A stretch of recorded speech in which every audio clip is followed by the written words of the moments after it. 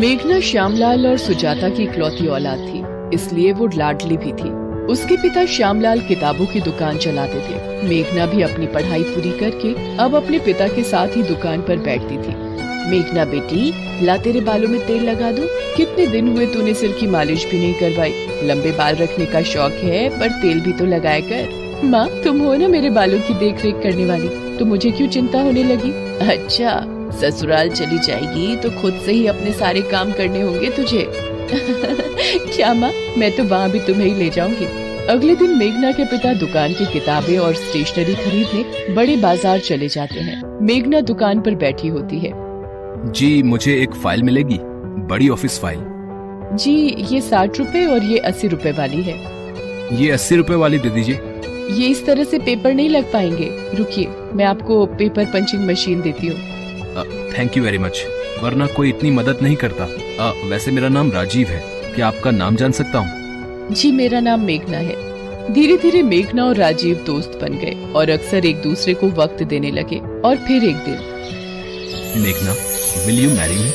हाँ राजीव, मैं भी आपसे बहुत प्यार करती हूँ। राजीव और मेघना अपने परिवारों में बात करते हैं और दोनों की शादी हो जाती है। मेघना अपने ससुराल आती है। राजीव के परिवार में राजीव के अलावा उसके माता पिता और छोटे भाई बहन थे। रिचा, अपनी भाभी को कमरे में ले जा। जी क्या? मैं अभी और इसी वक्त आता हूँ। अच्छा रुकिए, मैं आता हूँ। राजीव, अभी इस वक्त कहाँ निकल रहे हो? बेटा, आज तो तुम्हारी शादी हुई है और बहू को यूँ अकेले छोड़कर जाना जरूरी है क्या? माँ, ऑफिस में कुछ वर्कर्स दंगे पर उतर आए हैं, तो मेरे बॉस ने मुझे अर्जेंट बुलाया है। अब नौकरी में तो ऐसा ही होता है ना माँ, मुझे जाना होगा। मैं मेघना को समझा दूंगा, वो समझदार है। मेघना, मुझे थोड़ी देर के लिए ऑफिस जाना होगा। वर्कर्स स्ट्राइक करके ऑफिस में अपनी मांगों को लेकर तोड़फोड़ कर रहे हैं। जैसी ही बात सुलझेगी मैं आ जाऊंगा। बात नहीं राजीव, पहले काम जरूरी है। मेघना राजीव को जाते हुए देखती है और कहती है, राजीव सुनो, जल्दी आना। राजीव ऑफिस चला जाता है। अरे माँ, राजीव भैया कहाँ गए? राजीव के ऑफिस में कुछ मजदूरों ने दंगा कर दिया है, इसलिए उसे जाना पड़ा। राजीव ऑफिस पहुंचकर वहाँ पर वर्कर्स दंगा कर रहे होते हैं। अरे मोहन, सुरेश, ये क्या तरीका है मांगे पूरी करवाने का? इसे मारो सबसे पहले तो, ये मालिक का चहेता है, इसे ही मारो मारो मारो। सब वर्कर राजीव पर डंडे बरसाने लगते हैं। राजीव के सिर पर चोट आती है और वो वहीं मर जाता है। सारे वर्कर डर जाते हैं। अरे मालिक की गाड़ी आ गई, भागो भागो। राजीव, ये क्या हुआ? राजीव सर, ये तो मर चुके हैं। हमें ये बुरी खबर राजीव के परिवार को देनी होगी। बॉस राजीव के घर फोन करके राजीव के मरने की खबर देता है। ये नहीं हो सकता, मेरा राजीव नहीं नहीं। पिता का फोन हाथ से छूट जाता है। वो बड़ी मुश्किल से सबको ये बात बताता है। मेरा राजीव, ये क्या हो गया? हमारी खुशियों को किसकी नजर लग गई? भैया, आप हमें छोड़कर क्यों चले गए?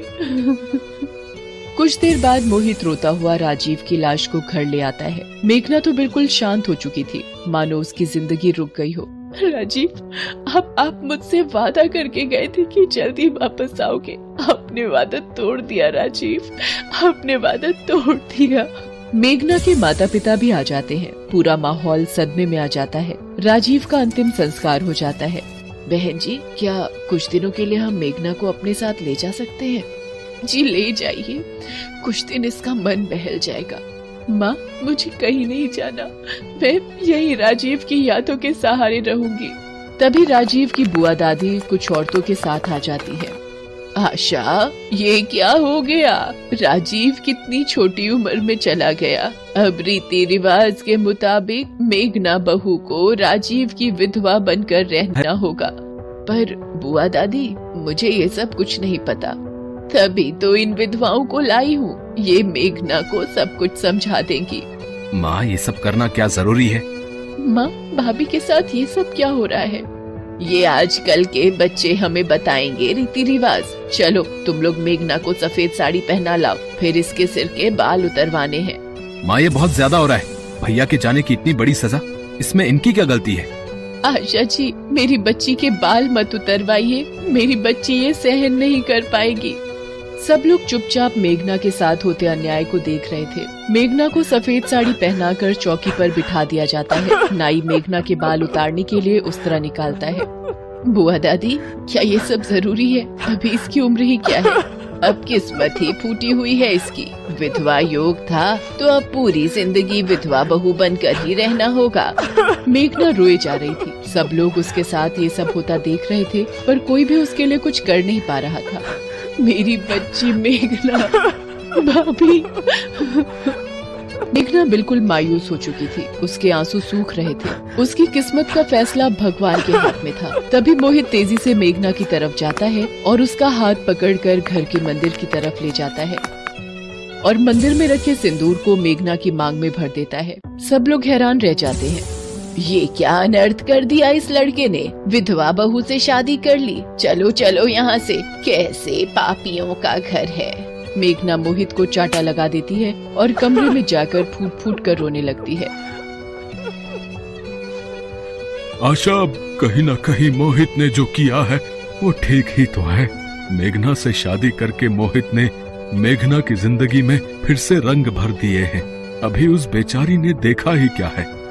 शायद आप ठीक कह रहे हो जी। हम भी तो ये सोच सकते थे, पर पुराने रीति रिवाजों के पल्ले में बंद कर आज एक बहू के साथ अन्याय कर रहे थे। मेघना, मेरी बच्ची, मैं जानती हूँ राजीव की यादें तुम नहीं भूला होगा, पर बुआ दादी, मुझे ये सब कुछ नहीं पता। पर तुम्हें इस हालत में देखकर राजीव की आत्मा भी दुखी होगी। सब लोग मिलकर मेघना को समझाते हैं और मोहित के फैसले की सराहना करते हैं। मेघना की जिंदगी में फिर से एक बार रंग भर जाते हैं।